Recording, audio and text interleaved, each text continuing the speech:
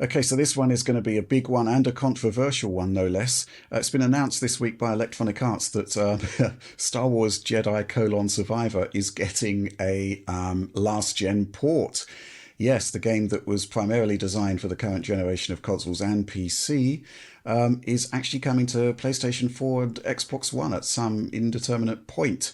Yeah, let's just take a couple of supporter questions and comments first of all before we dig into this one. This one from Agsma. If Respawn manages to make a good port out of it, in brackets, unlikely, the PS4 and the Xbox One will be known from this point forward as the de facto Jedi survivors. Sort of picturing a kind of Dr. Evil flourish with that particular pun. Yes. Yeah, wow. This one from Concrete Llama.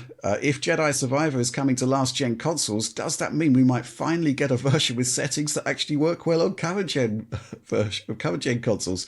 Might get another Elden Ring PS4 situation. Interesting point. True. More questions. We'll get onto those shortly. John, what do you make of this? It's a bit contentious at the moment because there's talk of making a port of Jedi Survivor for the last-gen consoles when... Well, let's be honest, the current versions that are out there at the moment kind of need a bit more work, really. I mean, at its core, this is still an Unreal Engine 4 game. UE4 is very scalable. There are things you can do to make it work on those older machines, of course. There's really nothing going on in there gameplay or design-wise that I think would prevent it from being possible to make that happen.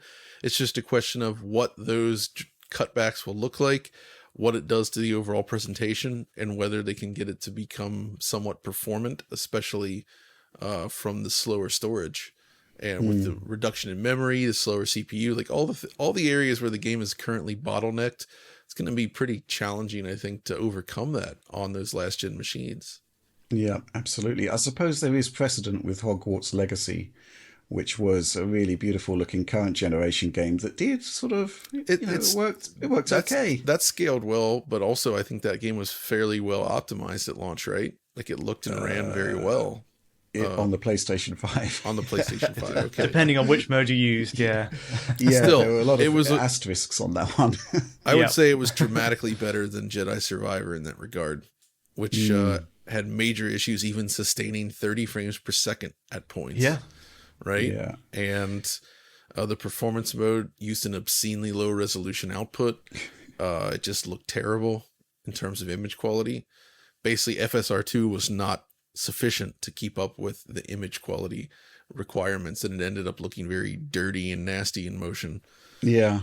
So, I mean, I don't know. Obviously, they can scale this. I'm just curious to see what a scaled down version ends up looking like. And I like this mention of Elden Ring because for those that aren't familiar, the PS4 version of Elden Ring is a bespoke version that also runs with an uncapped frame rate. And when you play it on a PS5, you get a locked 60 FPS versus the PS5 native version, which looks slightly better, but does not run at a locked 60 FPS. So you basically give up some nice grass and a few other little visual flourishes, and you get a much smoother experience on the system by using the last gen version, which, by the way, is not stable at all on the platform it's intended for, right? Like if you play that PS4 Pro version, it's very unstable, but the PS5 gives it that extra muscle to sort of push it through.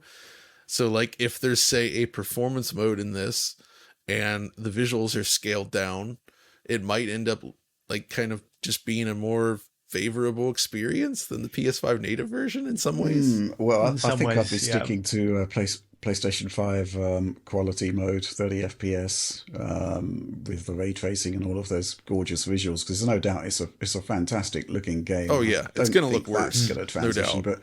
But it might be interesting to do a 60 FPS versus 60 FPS comparison at that point once that version arrives. Tom, you actually did a good degree of Jedi Survivor coverage. You survived. You survived. You were the survivor.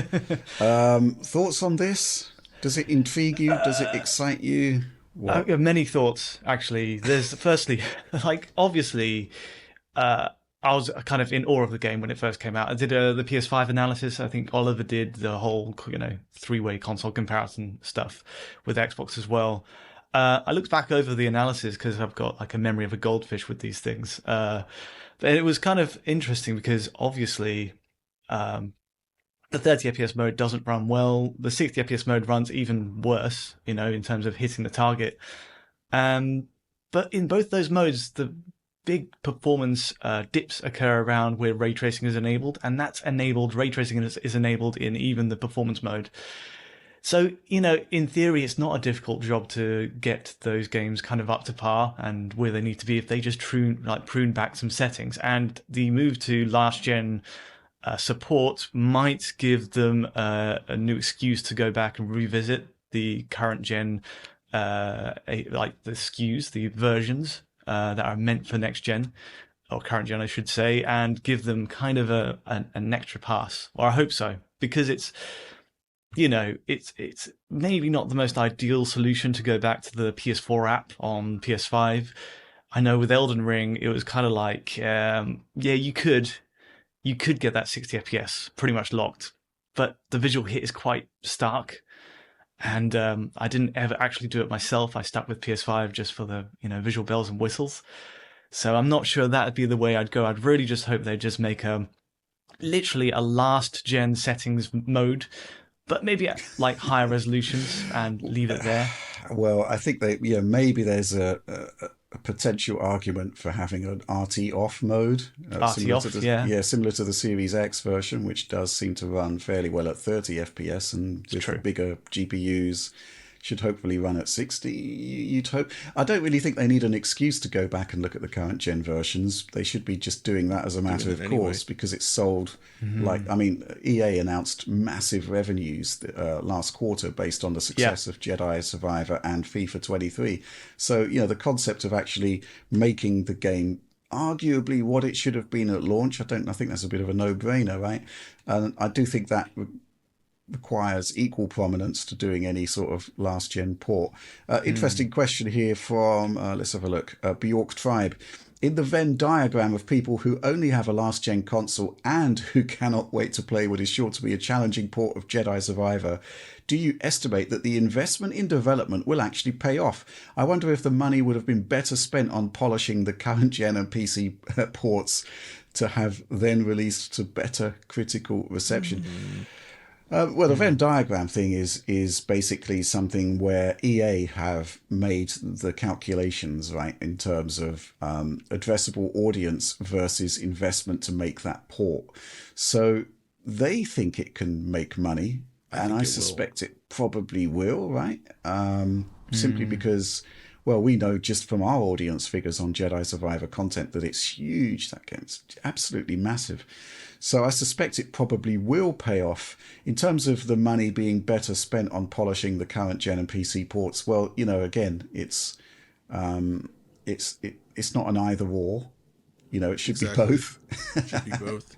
Yeah, agreed. And it's weird that, in that statement from EA, that the success of the game feels like the real motivator to make this happen. Where it feels like there was enough of an install base to just do that at day one if it was possible.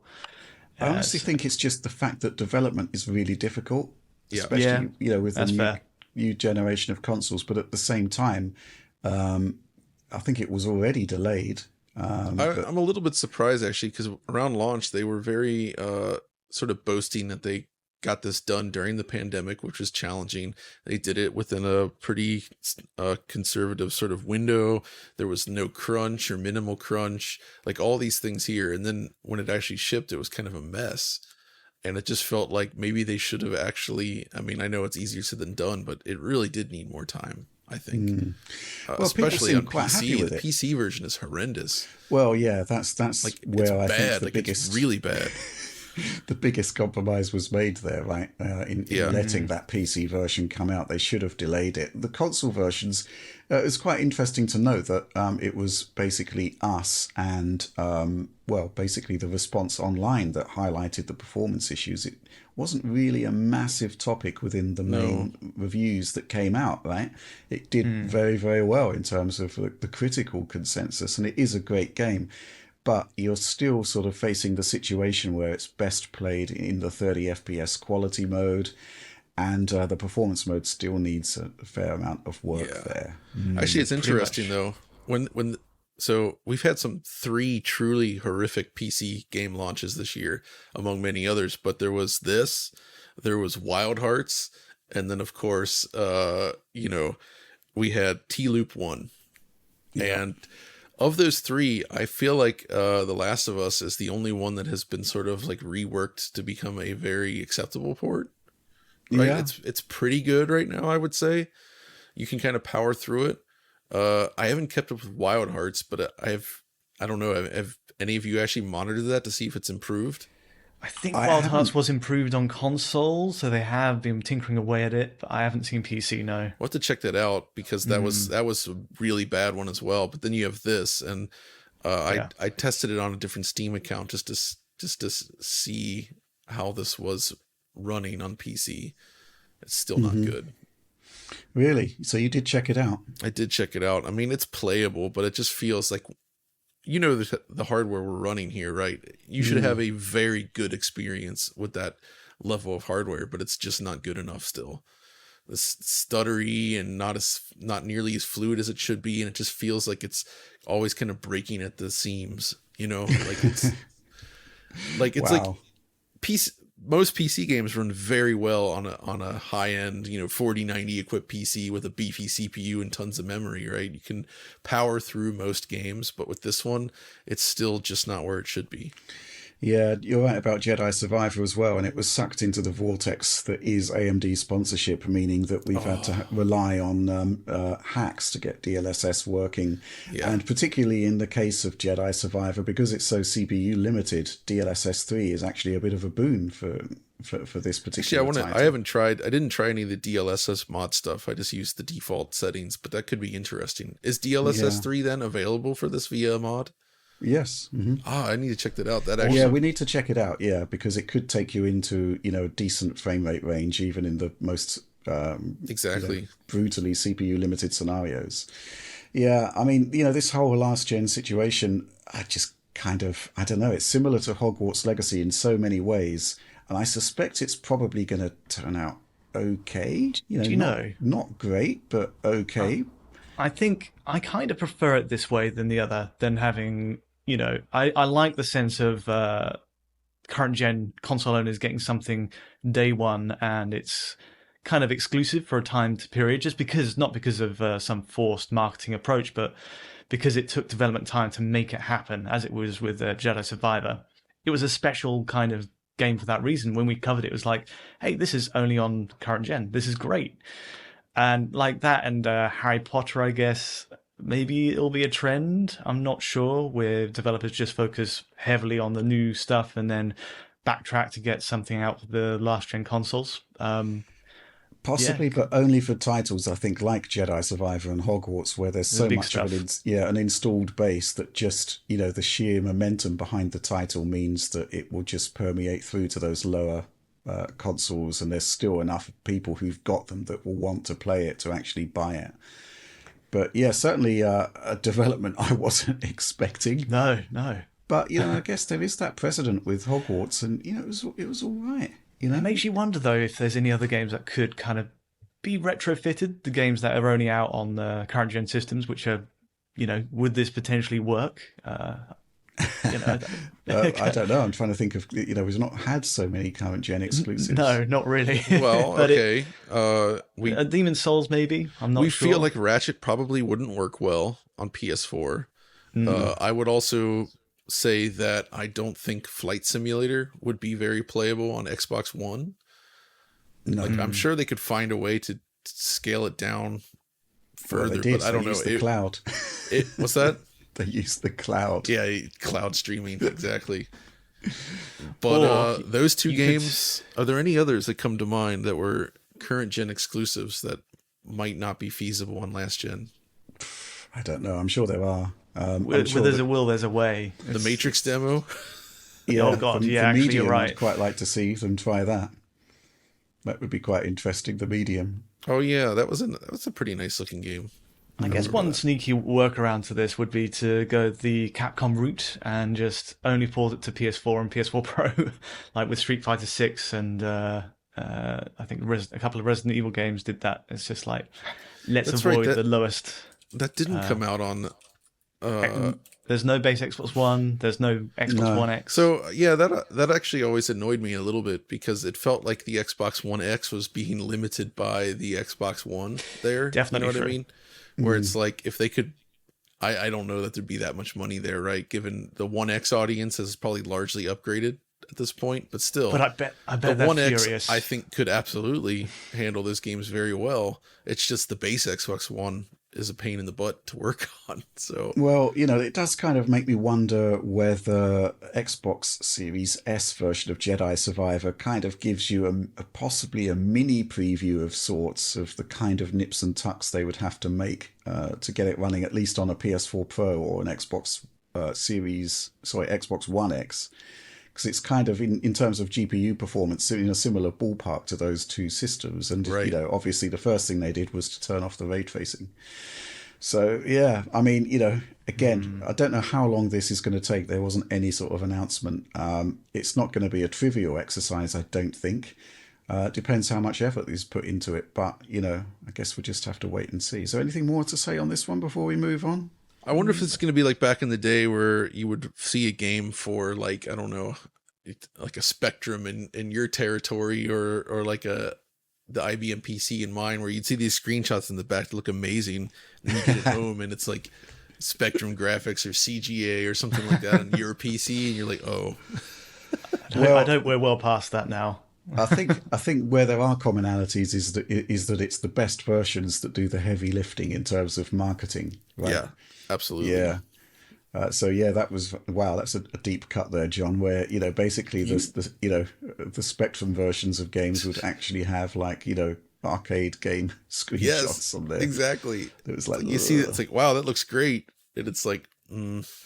I think there is another potential sort of plus point to these sort of last gen ports is that when we were looking at the 360 and PS3 versions of Xbox One and PS4 games, they were typically done by other developers and kind of built from the ground up. Whereas these days, the whole cross gen thing basically means that a lot of the heavy lifting is done just by virtue of the fact it's on Unreal Engine, and they don't really need to draft in another developer to do it. The existing developers will be best suited to adapt that code base. But at the same time, though, we saw some really stunning examples by those partners, like Bluepoint. I think. Wait, was it Bluepoint that did? Who did Rise of the Tomb Raider for Xbox 360? Nixxes did that. No, Bluepoint did Titanfall. That's what it was. Yes, and they did an excellent job as well, which was extremely impressive. Yeah, and extremely difficult based on our tech interviews with them. Yeah. That was a lot of work. But yeah, Rise of the Tomb Raider and Titanfall, those were two great examples of games that received like impressive conversions to last generation machines where it felt like you still got the full experience with the expected nips and tucks, right? Like that's I do enjoy seeing this to some degree. I like seeing developers try to port challenging content to less powerful machines. I think that's generally pretty interesting. I mean, it's the same stuff you see in like the Doom and Quake space still today, where people are trying to bring those games to way less powerful platforms than what they required to begin with. I think that's more interesting than running it on some new modern SoC or something, right? Well, there's a degree of what's interesting, right? It's interesting in a good way if the port turns out well. Yeah. And it's interesting in a kind of macabre way. Well, when the port is terrible. Or even when it's not a port, like I remember when people got Doom 3 running on a Voodoo card, for instance, and it looks horrendous, but it's neat that it worked at all, right? Like, not that was ever going to be a shippable product in that state, but still. Yeah, it's like Tomb Raider on a Game Boy or Game Boy Advance. Sorry, like there's that port, wasn't there recently? Oh, the open Lara port. Yes, yeah, it's that's like really cool. That shouldn't happen, but there we are. It's there. Okay, well, Star Wars Jedi: Survivor is coming to the last gen systems. Sort of can't wait to check that out, really, just for curiosity's sake more than anything, but hopefully it will be a good port. There's this weird sense that I thought about where, so again, as somebody that likes having disc versions of games, this was a bad game to have on disc because not only is it broken at launch, but the disc version was incomplete, right? The whole game wasn't there. I could see a situation where they release like a PS4 version where it's much more up to date because it's a more recent version, and the whole game is on the disc, and you end up with like a complete like hard copy of the game, but it's the last gen version only. That kind of weird situation could actually happen. It wouldn't be particularly desirable, though, would it? Well, it depends. We'll find out. If there's a performance mode there and it runs at a locked 60 or something on the PS5, it could be. You're going to be giving up a lot. Yeah, based see. on, We'll see. on the Hogwarts It's a deep experience. cut. It'll be a very deep cut to visuals. Let's see how deep these cuts go when it launches.